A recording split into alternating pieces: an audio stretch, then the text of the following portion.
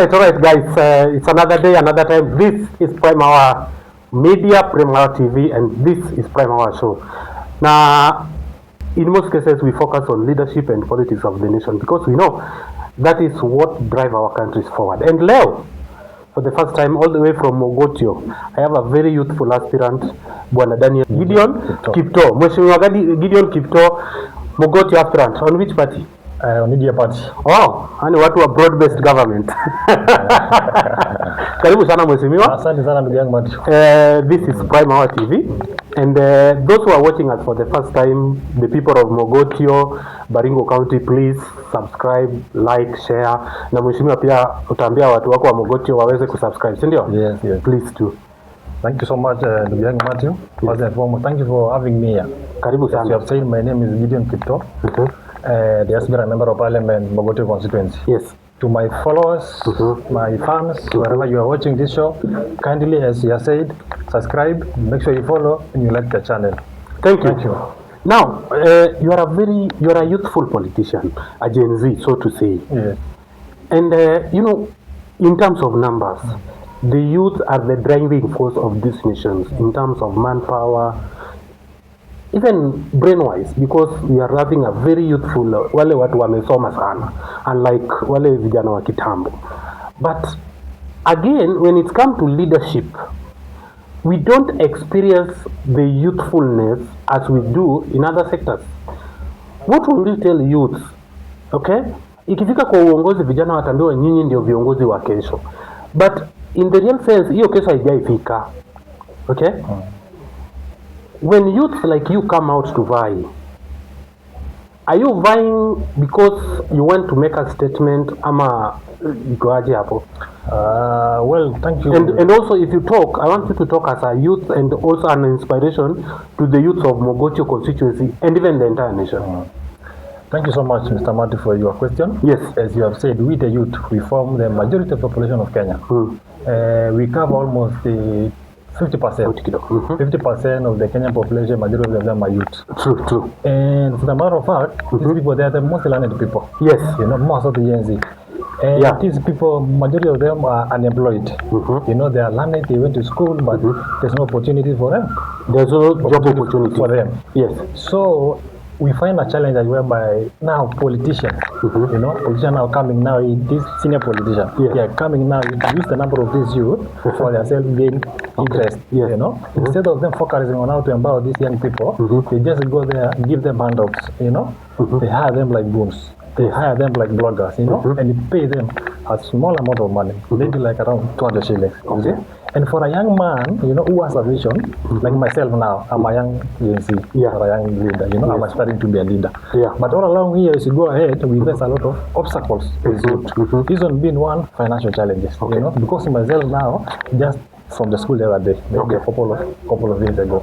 And now from the campus. From the campus. Okay. And now having that financial muscle to face these other senior politicians at times becomes a challenge. And we've been told since the beginning that, youth are the leader of tomorrow. Yes. And for my case, we'd like to change the perspective that youth are the leaders of today. It's not tomorrow. Yeah, not tomorrow. It's our time for that. Because of what? We have numbers. Okay. Secondly, we have the energy to run this nation. Okay. Most of the people working in the farms are youth. Yeah, true. Let's leave alone the notion that maybe youth fear to do this kind of work, like maybe going to farm, maybe going to Mjengo. But if you go now... But even if you go to the Mjengo, you'll only find youth. Yes, you'll find that. You will not find the Wazee. Because even the affordable housing program run by President William Ruto, you find that majority of those people working there are youth. Yeah, true. So we play a major, a vital role in this. In the country's economy. Running the economy of our country. Yes. So I think it's high time for you to be given opportunity. It's high time for them to begin a time, but also time for them to do what? To lead. Because we've seen many examples of leaders, We've seen people like Jinyo, he's a member of parliament for Kiaro. Yes. He's a youth leader. And we've seen tremendous work he's doing somewhere there in Kiaru, and many others, Now, you've mentioned a factor of financial muscles. Yes. We've seen those who were elected, but they didn't have much fund. But by the end of the day, they made it to parliament. A good example is the Mumias East Member of Parliament, Peter Salasia, and the Bomet women rep, Lynette. Those who are youthful leaders. Okay? as a youthful politician, as an aspirant in Mogotio constituency, and by the grace of God, 2027, the people of Mogotio give you an opportunity. Do you think those who have already been elected really represented the aspiration of the youth? For example, you can even, in reference to the two examples, plus many other youths that have been elected. Remember, those were elected, but when they were elected, the electorate did not consider the financial bit of it. Talk of Peter Salasia, talk of Lynette. You know, Lynette was campaigning on a border. There is this gentleman from Meru, John Paul, if I'm not wrong, who was just walking. But by the end of the day, they were given opportunity to represent. Do you believe they've really performed and their duty to convince that youthful, when given opportunity, they can do it? Mr. Man, thank you so much for your question. Yes. And I'm proud to say that these young parliamentarians who are there in the National Assembly are fully represented the interest of youth. As we speak now, a member of parliament like Peter Lasia for Mumias East. If you go to Mumias East, Yes. I've been privileged to be there. Okay. And I've seen some. You visited Mumias East? I've been to Mumias East constituency, and I've saw tremendous work which has been there. Now the example of Babu, member of parliament for Embakasi East. Since he was the student leader for Nairobi University, Yes. we saw a lot of work Babu Owino did while he was student leader at the University of Nairobi. And again, if you go to Embakasi as we speak today, I've also been privileged, I've been there, and I've seen a kind of work this guy is doing there. Okay. So I can say, out of these few politicians we have there, we are very youthful leaders, they have really represented us, you know, and it is an example that these other areas need to emulate, electing youth, or rather giving these guys opportunity to lead them, because we are seeing the impactful changes they are bringing to the community, and also what they are doing nationally. Okay. Yeah. So, but now, we've talked about the leadership. What will be your message to the youth that are being used by politicians? Because I will not say that it is not I will not call it empowerment.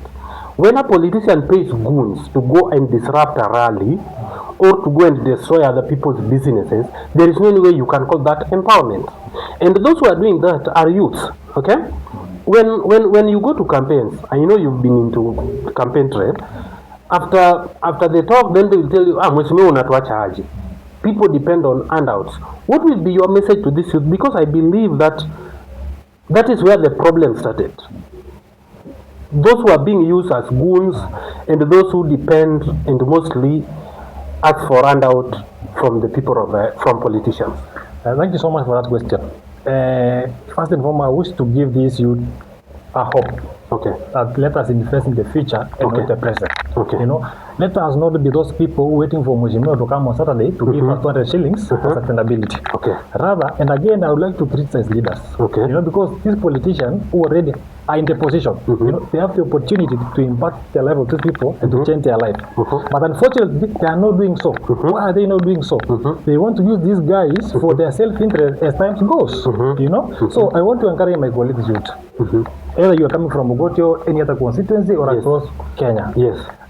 My brothers and sisters, let us not be used by politicians. Let us try to empower ourselves. Like I'm a young leader. I'm coming there as an example that it is possible for us. Let us unite. You know, let us use our brain, technology we acquire from the institution we went to mobilize resources and also to become one group of young people. Because we have numbers, we have brain. There's nothing which we can't do. So we are capable of doing it. So I'm just giving these people, let us not be used by politicians. Let us think of investing in futures. Let us not talk about the present today. Yes. Because if you give it 200 shillings for today, I'm very sure you'll go over and buy maybe supper or a dinner, and maybe tomorrow it won't be enough. Yeah, it will not be sustainable. And you are looking for something which is sustainable. And again, I would like to advise these leaders, you know, if you are going there for an empowerment, kindly go find these young people, you know. If you find somebody who is a businessman, you know, support him, give him some capital amount of money, you know, advise him ideologically, because you might pay someone as capital, but he lacks what? The knowledge. Yes, you know, he doesn't have the skill of running a business. So we ask these people because they are the leaders of today. We expect them to lead us. We expect them to show us a way. You know, go there, talk to these people, to these young people, you know. Encourage them, you know, show them the way, empower them, but not going there to hire them as good and give them handout of 200 shillings. That's not help at all. So my fellow youth, it's just for a moment. Yeah, for a moment. Yes, for a moment. And we are looking for the future. Okay. Yeah, there is something which will come on. One thing I'll just add to what Mheshimiwa Kiptum says is that unajua Kiptum kidogo inanichanganya, but I hope haziko mbali sana. Yes. What I will add to what you've just said is that to the youth, whoever gives you handouts or pay you or hire you as a goon is not investing in you and will never empower you.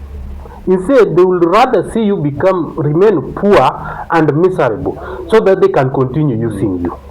The moment they will realize that you are no longer miserable, you are no longer vulnerable, they will stop it.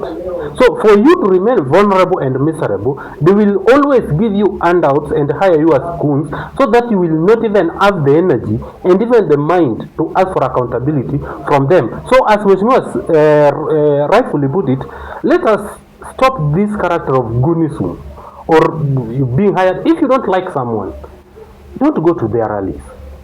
Stay at home. If you feel that whatever this politician is saying, let me give you an example. If you are not a supporter of President William Ruto, don't go to his rallies and go and create chaos. If you don't support Rigathi Gachagua, stay away from his politics and his activities, so that by the end of the day, we will have a very peaceful country. We have only one country called Kenya, and I don't think we have another country. Okay? Now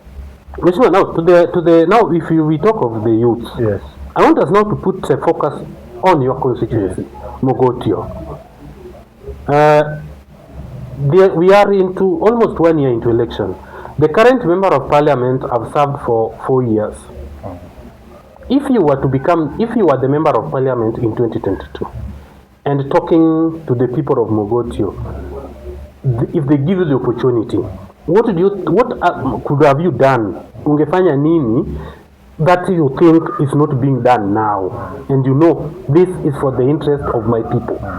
Because nasikia huko kwa ground you are doing a tremendous job, you are doing good, okay? But you know, it is not just about talking to people. You have to tell people the difference. I always say when someone come and tell me that we are not going to vote for person A, but now I will tell to us what is the difference between who we are not voting and who we are voting. If you were to become the member of parliament for Mogotio constituency, ungefanya nini? Thank you so much. Asante sana Bwana Maji. Now ongea na watu wako wa For your Mogotio. question. I will start to begin by quoting the word of former president, third president, President Mwai Kibaki. May soul continue rest in peace. Kibaki once said, leadership is a privilege to better the lives of others. Yes. You know, Yes. if you get an opportunity to lead, kindly, as your time ends, or rather your tenure come to an end, you must have impacted the lives of people you led. You know, for my case, I've been going around Mogotio constituency from 2022, since the election of 2020, 2023, 2024, and up to date. You know, what I was expecting, or rather, I was anticipating the current leader or the current member of parliament to do has not been done. You know, and I came and I said that no, we can't be sitting down watching this thing continue this way. You know, we must raise our voice, we must take our part as youth, you know, and bring deliberation, we won. Yes. Because as I said, Mogotio is a somewhat semi-arid area. You know, majority of the population there is made up of the youth. You know. And the leadership today has not addressed the exact challenges facing this youth and maybe women and vulnerable people in the society. Yes. You know. So if at all I got an opportunity, or if at all I was given an opportunity to be served as a member of parliament in 2022, Yes. I have 3 agendas, which I In think 2027. in 2027, Yes. which I think need to be done in Mogotio constituency. Yes. First and foremost, the first challenge is about youth, because I'm a youth and I know what challenge these guys are facing through. The first thing I would like to address is the matter of unemployment. Yes. How going to solve this equation of unemployment? You know, I came with this model that for us to solve this question of unemployment, well, we graduate from campus each and every year. You know, Yes. when you graduate from campus, what you think in your mind is that maybe after 1 year or so, you'll be able to get a government job somewhere in Nairobi, in Mombasa, Or even county government. yes, or even county government. Yes. But unfortunately now, the capacity, maybe I heard from the former Minister for Public Service, Honorable Moses Kuria, that, you know, we have almost 3 million Kenyans being employed by the government, you know. Then you ask yourself, if at all 3 million are employed people, what about now the rest? You know, where are they? You know, the private sector cannot accommodate all of them. So my question is now, for the youths, okay, you know, I've been thinking of to empower these people. You know, I've been to business space. You know, I know the gap in which the business is feeling in as far as unemployment is concerned. Yes. You know, so I believe that by empowering these people, giving these people capital, impacting them with ideas, and if you see someone who has already started from somewhere, you can uplift that guy. You know, so that's what I think need to be addressed. And secondly, we've seen the program called Kazi Maju by the President William Ruto. You know, if got an opportunity, if given that title of the member of parliament, you know, I will take my time here, go to these Western countries, go to Asian countries, find employment opportunities for these guys, young people. You know, you can't just stay at home and waiting for the president to go and do what? Because at the end of the day, the president will go there to Western countries, he'll go to China, he'll go to Middle East, and come now. I've gotten almost 300 opportunities. This now will be the So you'll do the follow-up? Yes, I'll do the follow-up. You know, I'll make sure that the interest of Mogotio is being what? It's being covered. We've seen this program. We have the graduate of nurses. You know, they are highly demanded, very high in Western countries. You know, and we have a number of them who are qualified to be nurses here in Mogotio. Yes. And they need opportunity to go and serve the other people outside there. So maybe I'll be working hand in hand with the president and minister for foreign affairs to make sure that I go look for opportunity there. Come and take these people, you know, and all that. At the end of the day, we can able to get what? Foreign exchange. That's one of the things I think of. Just before you talk of the second thing, you said something about youth empowerment. Yes. I can be rest assured. In Mogotio, you are not the only aspirant. Yes. Out of all the aspirants who are applying in Mogotio, they will talk about youth empowerment. In fact, I think there is no any aspirant across the country who will not talk about youth empowerment. Let me ask you, for that youth who has an idea, who run business of Mogotio constituency, can you give him a very realistic scenario on how you are going to empower them? Something that if you tell someone, look more real than what your opponent will say. Because if all of you sit and say, we are going to empower youth, are youth listening to you will weigh, okay, huyu amesema hii, amesema nini. Now, we'll only go for the one that look more realistic. How then are you going to handle it? Okay. The more realistic in terms of fund mobilization and everything, that when now you tell the people of Mogotio, mimi mkinipea kazi kama kijana, I'm a youth kama nyinyi, I know how hard is this. Huku ndio nimeona pesa yetu haijafanya ABCD. Ama pesa inaweza toka hapa iingie huku, itoke huku iingie huku. Thank you so much for that question. First and foremost, yes, you've talked about this, my competitors. You know, of course, we are a good number of us who are running for this particular seat. And I'm one of the youngest. Yes. You know, among these, there are almost about 5 of them.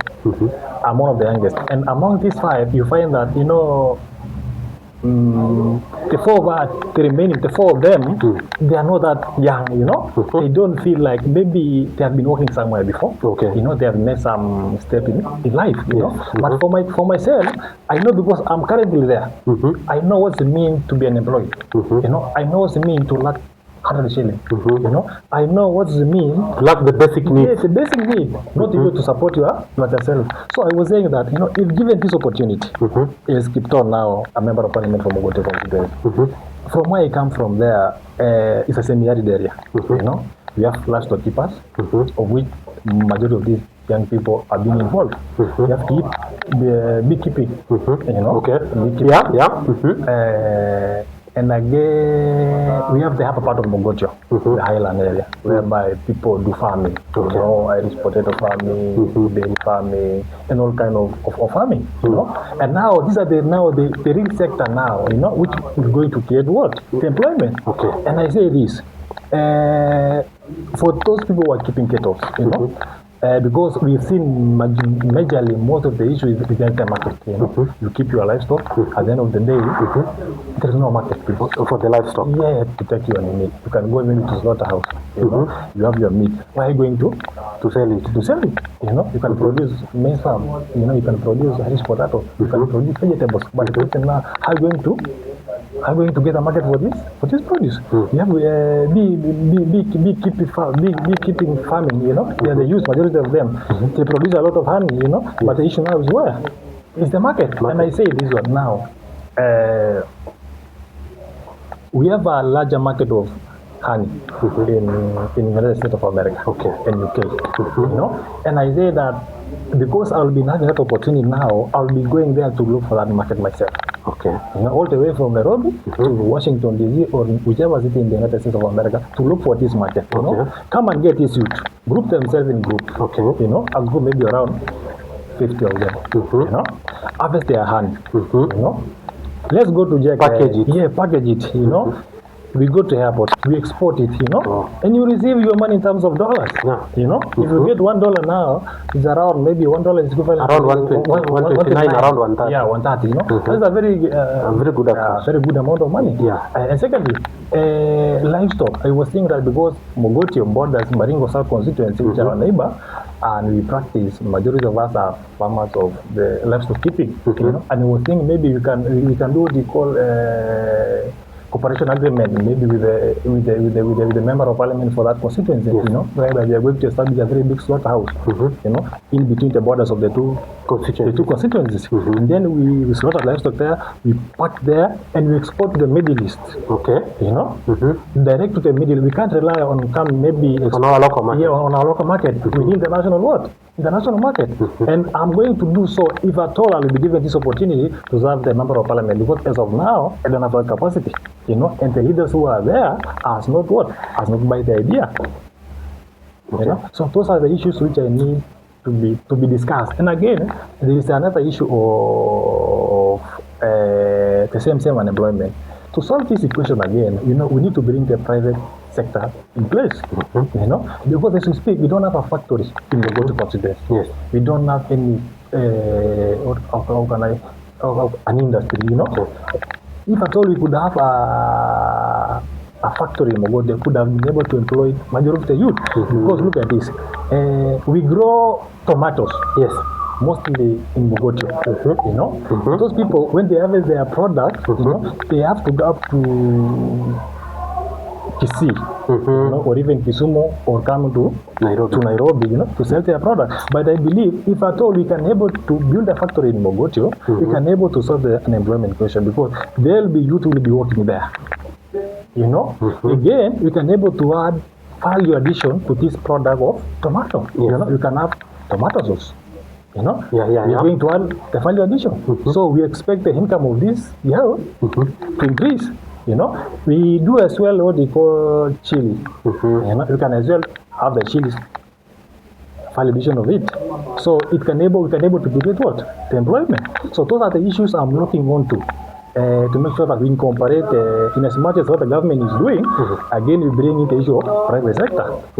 In place to come and create opportunity for these particular guys, because we have a favorable environment in Mogotio for such a setup. Fair enough. I think from my own perspective is that when you solve the issue of unemployment, you would have already solved more than 60% of the problem the youths are facing. Because if someone is earning, if someone is employed, they will be able to buy their own food, they will be able to pay school fees, they will be able to take care of themselves generally. But you know, when someone is not employed, then the problems increases.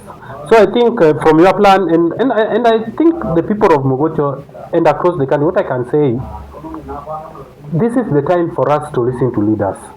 And what we are doing as Prime Hour TV is just to bring leaders and have a very sober discussion, so that when we go to the poll, you don't elect someone juu ni mtu wangu, juu ni wa chama yangu ni nini, but let us elect brains that can really change our lives. Just like Mheshimiwa Gideon says, and he has a very elaborated plan. So when you listen to other people, always elect the best. Now, Mheshimiwa, as we wrap it up, Baringo County, Mogotio is in Baringo. And you know, Member of Parliament is the representative of the people at the national government. Baringo County is there is the issue of insecurity in Baringo. You know, that is a very big threat to the development of a region. Okay? As one of the, given an opportunity, as one of the member of parliament in the county, what would you propose to curb the insecurity so that, when a region is secure, development or investors will automatically come. But now, as a member of Mogotio, you might try to go to, as you said, go even outside the country, try to bring investors to come invest in Baringo, big factories for the people of Mogotio. But they will not come in this area. Security is not right in this county. What do you think should be done to curb insecurity in your region, or in your constituency, or even in your county at large? Thank you so much, Martin, for that question. My constituency is not experiencing such threat so much, but having in mind that Mogotio is in Baringo, I think it's very important for us to have a discussion on the same issue. Yes. Insecurity has been a very, very, very serious issue for quite some time. Not only in Baringo, but for the larger Kerio belt. We've been experiencing the issue of insecurity, which has led down to investors has been running away from there. Sure. People has been displaced. We've lost many lives. And even education has been interrupted. Yes, interrupted, and many other things. So I think, as a representative, if given opportunity, first and foremost, I would like to thank the President and the Minister for Interior, Honorable Chumba Murkomen, because as we speak now, we've seen a lot of calmness. We've seen people going back to their homes, life back to normal, and even students going back to school. So we really have to thank the President and to appreciate for that. But I think much needs to be done. Because if you go to that area which is prone to be a insecurity issue, you find there are so many challenges. A place like TLT constituency, whereby is an area which is much perceived, or rather those bandits belong to that particular area. Bandits and all that thing. So I think that we need to open up that area. Because if you go to that particular area, it is more of forest. Despite the terrain of the area, but it's more of forest. We don't have roads. There's no way you can able to pass. We need to build more schools there. We need to build more schools there. We need to bring, because the issue of network connectivity is a challenge there. We need to have many boosters there. People communicate free. We open up the economy. We need it. In fact, there is a very good highway which needs to be open. There is an highway from Nakuru all the way to Mogotio, to Mariga, to Kapedo, to Turkana. And even to Southern Sudan. If that particular road will be open, and build more schools there. Building social facilities there, I think it will be one of the ways. It will open up the economy. But this guy going to school, because majority of these people in this particular, they don't go to school because we don't have schools there. They don't even see what's happening in Kenya because of poor connectivity. Because when you see that, in Mombasa, people are doing this. This is what is happening. Yes, I can as well come and do it here in Tiapi. So it will open up the mind of these these young people. So I think those are the major issues the government need to take into consideration. And if you got an opportunity, as you have said, one of the roles of the National Parliament is to legislate, to go there, National Assembly, to make the law and to represent the needs of these people. So I'm very sure, if given opportunity, one of the bills I'm going to table in the Parliament, come 2027 or 2020, is about the issues I've raised with you.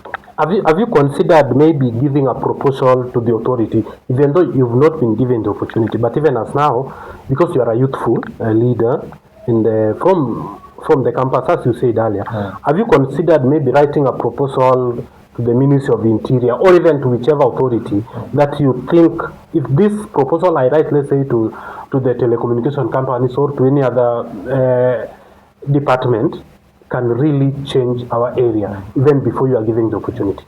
Thank you so much. The issue you mentioned here is majorly the role of the government to provide for those facilities. So us is just to give out an opinion, or rather, what do we think need to be done? It's up to them now to come and do what? To implement what we told them, But we have been able to done so, and some have been done. We're still expecting others, and we hope maybe wherever they are, those leaders, we hope you are going to fully implement the proposal we did give out last time. Well said. Your closing remark, and I want you now to talk straight to the people of Mogotio and to the youth. wanarika, si wanasema hivyo. Na unataka uongee na wanarika wa Mogotio na watu wa Mogotio, wale wazee na wamama, the people of Mogotio. Please talk to them. Asante sana ndugu Matthew. Yes. To my great people of Mogotio constituency, my fellow youths, women, all the people, I come before you. I seek you people, I beseech you people to give me an opportunity to go and serve you as a member of parliament for Mogotio constituency come 2027. And as I've highlighted before the agendas and what I intend to come and do as your member of parliament come 2027. Nimekuja hapa kama kijana Gen Z ambaye najua changamoto ambayo vijana wanapitia pale mashinani. Anaambia vijana, mngenipatia nafasi hii, you will not regret electing me as your member of parliament. I also promise to women, the whole people, and even the civil society, and even the professional people from that particular area, kwamba if given opportunity, I will make sure kwamba nimefanya yale ambaye nimewaeleza watu wa Mogotio, because I believe in the future of Mogotio and I believe in the future of youth, because youth are the largest percentage of our population, and they need to be empowered. They need to be given a chance, because as soon as they are given a chance, they are going to do some tremendous work. So I beseech you people of Mogotio constituency, my fellow youth, wherever you are, kindly come 2027. We are going to have party primaries on March next year on the UDA party ticket. I beseech you, please give me an opportunity to govern, serve you as a member of parliament, and I promise you, I will let you down. You know, I will not finish this interview. Maybe watu wa Mogotio next time nikikuja hapa watanipea sana. And for this, Mheshimiwa, I will give you just a minute. Talk to the people of Mogotio in the language they understand best. Kongoi missing Bwana Matthew. Uyakamwa atkane yurono Gideon Kipto. Ako abunu limbak sanana. Ako asoma ngejarane ba mdini ba Mogotio constituency. Oye murenju ba bandanyo murenju ba tumo pamwa shek to ba nyongi akko shek to ba gimniya. Aga manikcho. Kanyo rani tao ni ngasoma gole. Poeta kotane ono kasarane kotane awe bunge ni mimi Nairobi yino. Awa represent ngale ko ken bunge. Ako amegen shole male ten kijana engwen. Murenjo tokol ba tumo yo mi murenju poeta murenju kanyo kabisa kwane akwane ngo. Akwange no lu Mogotio. Awange no nen suppose kaya Mogotio. So kaso mo kabisa bigapka ogono na vazini tuna walimbo Nairobi awa yo kwa gazi akaibu tu ko kwa gazi ala kijana ka mole awinje walimbo chumba awinje walimbo Asia awa change in market kijana ekyo obiga Mogotio aso mo kabisa ale tungaron araba ngwan obwata awogono otane na vasalia awe bunge kongwe mizi ogano no Mungu.